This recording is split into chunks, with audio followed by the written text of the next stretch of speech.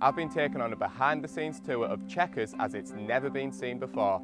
Let's go inside. Nobody is allowed to sit in this chair, apart from last time somebody, of course, did.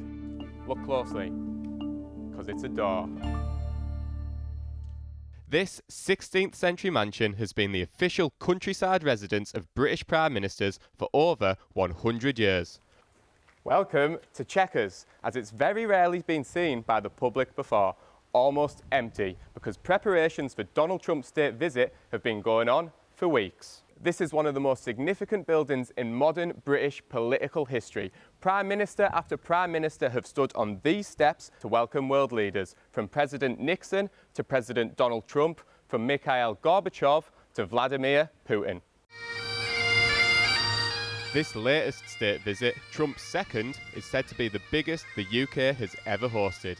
Prime Minister Starmer used this room to impress Trump with a collection of Winston Churchill's former possessions.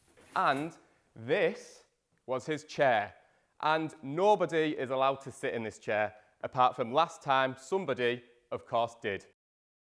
It was another wartime leader, Lloyd George, who was the first prime ministerial resident of Chequers, after Conservative MP Sir Arthur Lee gifted it to the nation in 1917. Deciding prime ministers would make better decisions if they breathed the high and pure air of the surrounding countryside. This room is reserved for a private meeting between Prime Minister Starmer and President Trump. Nobody else was in this room. No advisors, no officials. It's where Starmer was planning to press Trump for more US investment into the UK. Now this room is pretty impressive. All those beautiful paintings, all of these fancy books, especially these books. Look closely, because it's a door.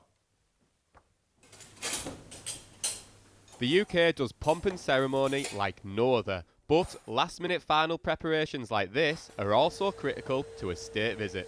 This marquee was set up to host a business reception, with Starmer keen to show off about that record £150 billion investment. The UK and the US are said to have a special relationship.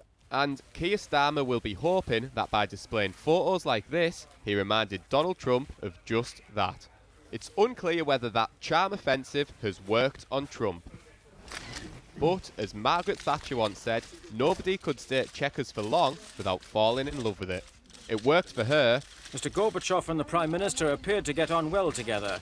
After hosting the Soviet Union's Mikhail Gorbachev, the Iron Lady famously declared this was a man she could do business with.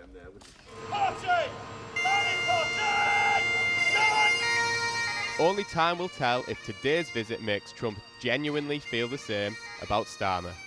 Lewis Dennison, ITV News, Chequers.